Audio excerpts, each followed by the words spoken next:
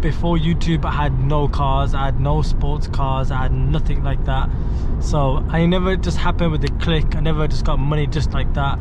Or it wasn't a scam, it wasn't drug dealing, it wasn't anything dodgy. I'm a straightforward person, I'm a hardworking. It was all strategically planned from a young age. I've come from nothing. I wasn't born in a rich family, or no one's ever given me money. Oh, here's the money for the skyline, bro. It was never like that. I was doing a paper round job when I was young, before I even started secondary school. So I was delivering newspaper to people's houses before 7 AM every single day, and at 3 o'clock or later afternoon. And I was doing that every single day, and year 6 of primary school, and then secondary school, year 7, year 8. And not only did I do paper round, I was probably making £150 a month. It wasn't a lot, but it was something back then. Whenever I got the money, I didn't splash it out. So that was one of the biggest giveaway to how I got to where I am now. And one of the biggest words is living frugal. A lot of people might think frugal is cheap or stingy. Spending what I need. So if I'm hungry, I'm gonna buy a food that's gonna have protein, it's gonna be good, it's gonna be well packed, instead of spending, it could be tobacco, cigarette, which is really expensive. And a lot of people will spend things that will detriment their health, and getting a quick short-term, you know, dopamine, that, oh yeah, that feels good. So I never really splashed my money. I always was very careful with how I spent my money on things that would be beneficial to me. From the paper round, I started doing a corner shop, I was stacking shelves, and through my school years, you know, through the 4 or 5 years, I'm not really good academically. Although I say that, I did pass all my qualifications around to college and uni, but I can speak about that another day. But in short, I don't like reading books, I don't like doing anything like academically. I'm more of a doer, physical stuff. Although I can use my brains, which we should be now that we've got the tools of AI. But in short, I always had this mentality of not spending beyond my means. I'm dyslexic, by the way, and I've got ADHD, so I will get distracted as I speak. I worked in Subway at year 11, and when I worked in Subway, I was making baguettes. So I was doing that for almost a year. In year 11, in secondary school, by the way. And then I worked as a barista. I was making coffee for people in another shop. I was also a carer. I looked after old people. I had my hands constantly, you know, doing different jobs, doing different things, getting experience, whether it's learning to be patient with a job, getting a paycheck, and really appreciating life, and not really trying to spend money to becoming something that I'm not. So I'm not trying to be fake. Now back in my time, people would, I don't know if it's today right now, people do that, they probably do, where they'll spend money on clothes and spend money on things that they don't really need. It's not going to benefit them, but it's for show.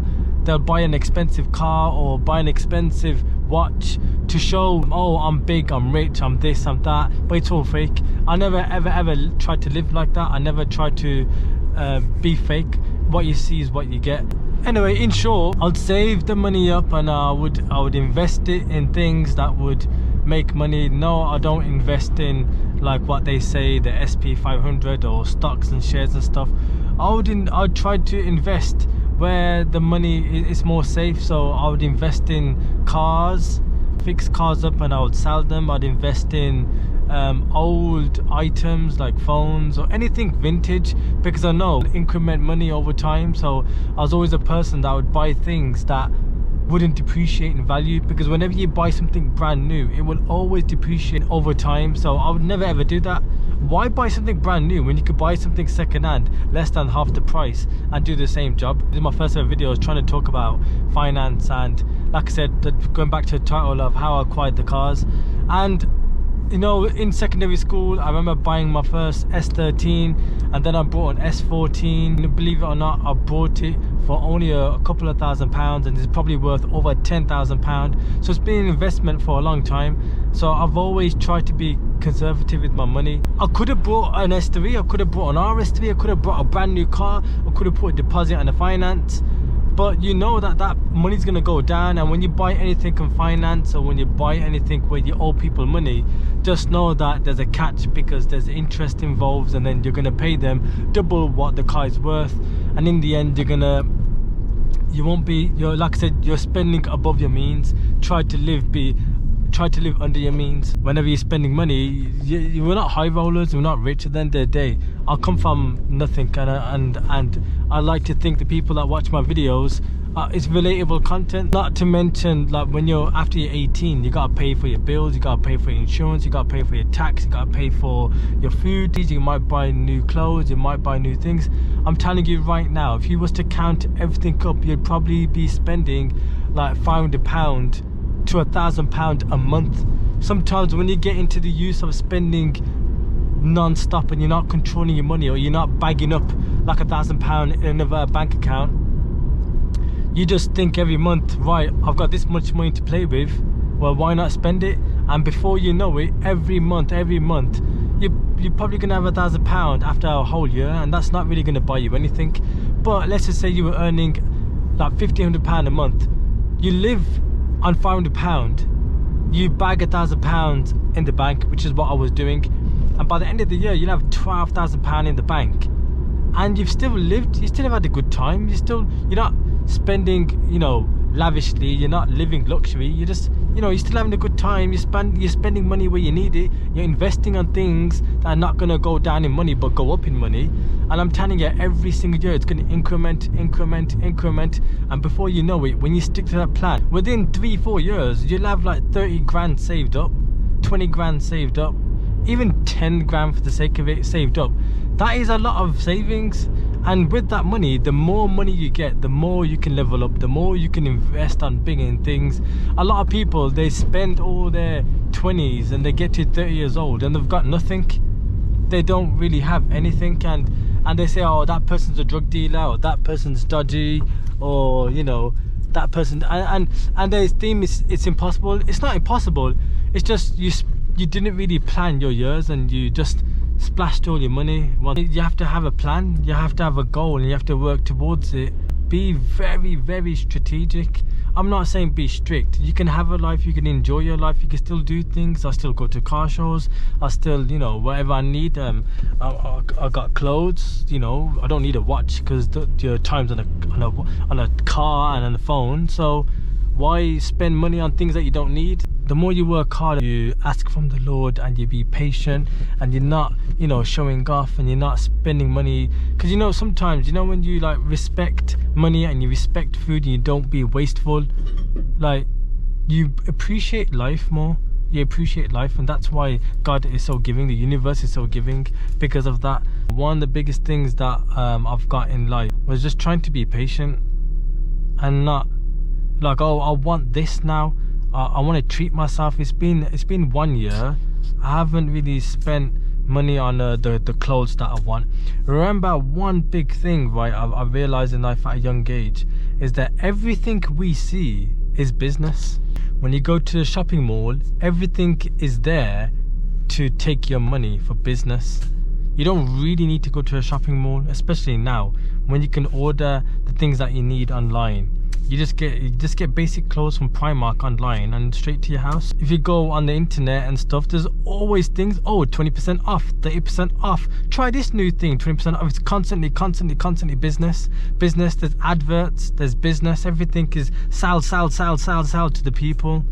And we are the consumers. We need to have our eyes open and be patient and watch out for those red flags. And I'm telling you, when you start saving up money and you invest, and within years it starts paying off on the things that you've got. Or with that money, you invest it into a new skill or a new business or something that you learn, and you start investing into. For example, right now I'm investing in cars. I'm learning about cars. I'm spending money so that I can learn more, so it can turn into something big. No, without a doubt, let's just say everything, you know, went down the drain, at least I've gained a lot of experience. I've became more wise, I've got more knowledge, more experience, and the next time I do it, it'll be twice as fast. And that's the name of business, and that is how I've got the cars. It's because I'm constantly trying to be more business and more, you know, life is business. You have to look at your income, your costs, and be really effective and not be wasteful. Because if you don't have that profit and loss sort of life and be very planned and strategic, How are you going to live life? You're going to be wasteful. You don't have your ins and outs, your green and reds. You're going to be in the minus all the time. So when you're not planned and you're not, you know, making goals in the internet right now, there's so much knowledge and so much things that people can tell you, and you can take the good advice. And the problem is that until we don't do that, the younger generation is never going to learn. So we need to be accountable as well. One big thing I totally forgot to mention today is being accountable in life. Bit of driving now.